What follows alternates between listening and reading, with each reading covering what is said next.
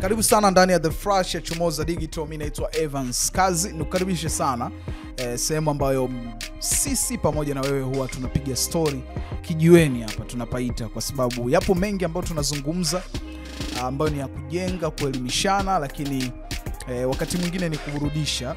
Ila leo liko darasa ambalo mimi na wewe natamani tushare kwa pamoja.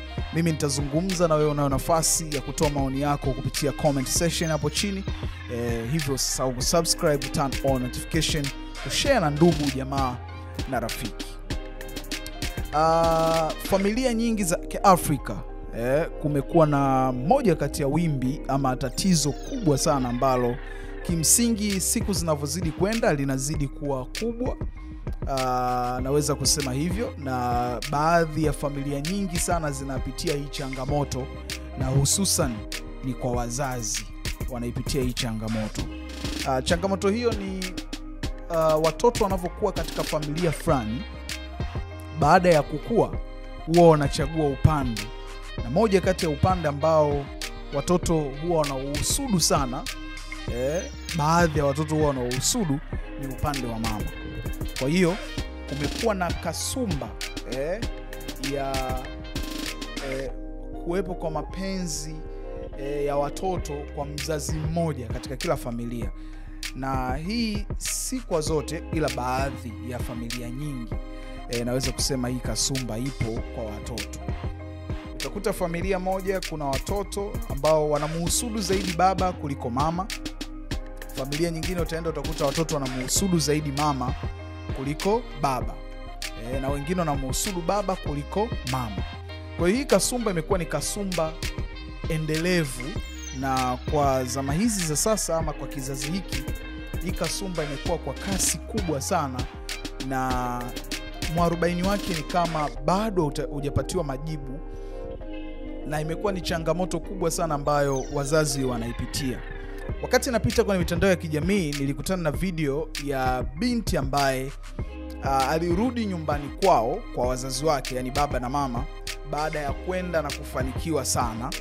Alivyorudi nyumbani, alirudi na kitita cha pesa ambacho kwa unyenyekevu mkubwa sana alirudi mbele za mama yake na kupiga magoti na kumkabidhi pesa zile, na kuongea maneno mazito sana ya shukrani kwamba asante mama kwa sababu ulinipambania, uliamka pamoja na mimi usiku wakati pengine nasoma, uliniamsha asubuhi kuniandaa kwenda shule, na vingi ambavyo alizungumza ambavyo ni mchango wa kweli kabisa wa mama kwa mtoto wakati wa ukuaji wake mpaka wakati wa kusoma kwake, hadi kufikia mafanikio ambayo ameyafikia. Sasa wakati anafanya hayo yote, pembeni alitokea baba ambaye alikuwa anafanya shughuli zake za kifamilia, kwa sababu baba mara nyingi huwa ni mwangalizi wa familia, mifugo, mashamba. Alivyokuja pale, alitegemea kwamba atakuwa sehemu, yani atakuwa ni sehemu ya zawadi zile ambazo mama yake anapokea kwa muda ule.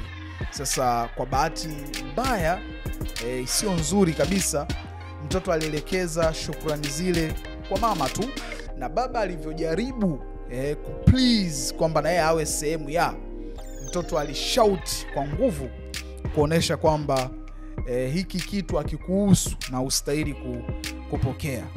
Sasa mama alitazama ile hali kwa uchungu sana, na kwa uzuri mama huyu na alikuwa na busara kubwa sana. Sasa akamwelekeza mwanae kwamba unachokifanya ni tofauti na pengine unavyowaza, ni tofauti na uhalisia.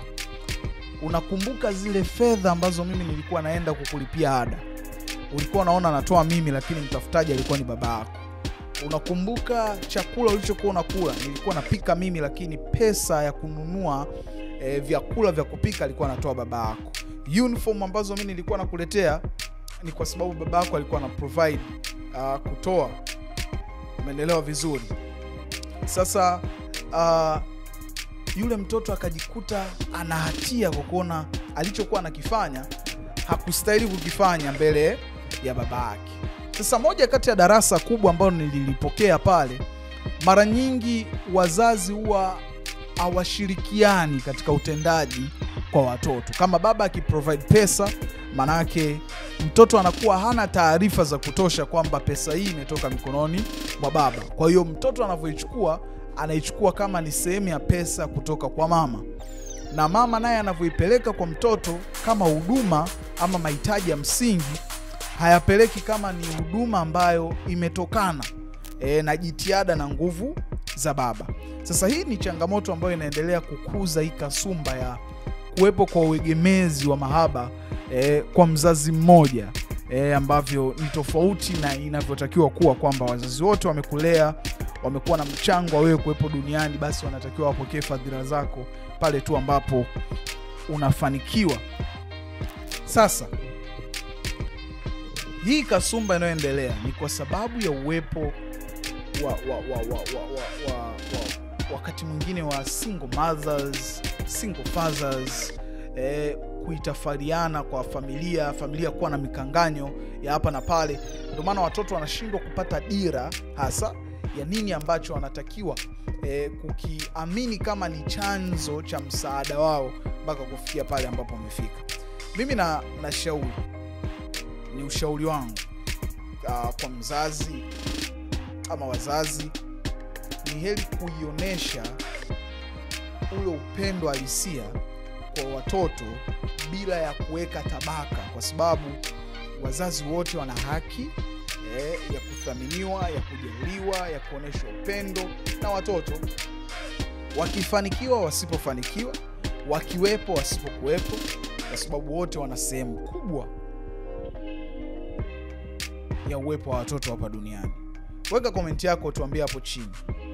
Hii kasumba inachangiwa hasa na viashiria vipi? Ni nini ambacho kinakuza hasa uwepo wa kasumba ya mapenzi yaliyoegemea upande mmoja kwa wazazi, kwamba watoto watachagua kumpenda mama tu, lakini mapenzi kwa baba atakuwa machache, au ataamua kumpenda baba tu, mapenzi kwa mama atakuwa machache?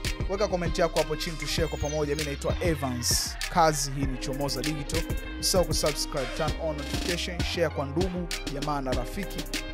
Taarifa hii imfikie aweze kutoa maoni yake pia. Ciao.